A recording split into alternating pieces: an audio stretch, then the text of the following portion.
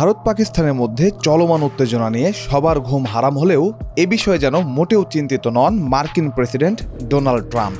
উত্তেজনা নিয়ে উদ্বেগকে গুরুত্ব না দিয়ে তিনি বলেছেন, পারমাণবিক শক্তিধর এই দুই প্রতিবেশী দেশের মধ্যে চলমান বিরোধ একভাবে না একভাবে মিটে যাবে।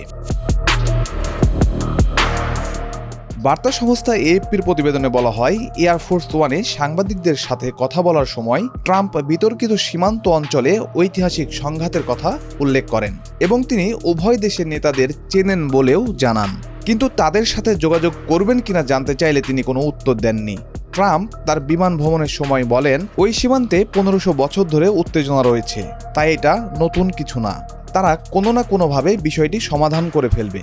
পহেলগাঁওয়ে হামলার বিষয়ে তিনি বলেন, এটি ছিল একটি বাজে ঘটনা।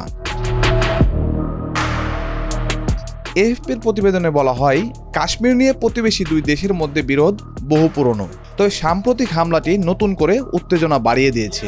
পেহেলগাঁওয়ে মারাত্মক বন্দুক হামলার পর জম্মু কাশ্মীর জুড়ে কড়া সতর্কতা জারি করা হয়েছে।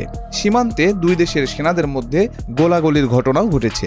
গত 24 এপ্রিল রাতে কাশ্মীরের সীমান্ত রেখা এলওসি বরাবর এ গোলাগুলি হয়। এই পরিস্থিতিতে পারমাণবিক অস্ত্রধারী প্রতিবেশী দুই দেশকে সর্বোচ্চ সংযম প্রদর্শনের আহ্বান জানিয়েছে জাতিসংঘ।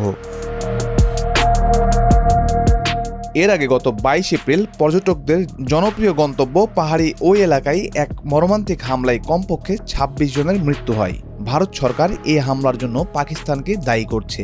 ইসলামাবাদ এই দাবি তীব্রভাবে অস্বীকার করছে এবং এটিকে ফলস ফ্ল্যাগ অপারেশন বলেও অভিহিত করছে।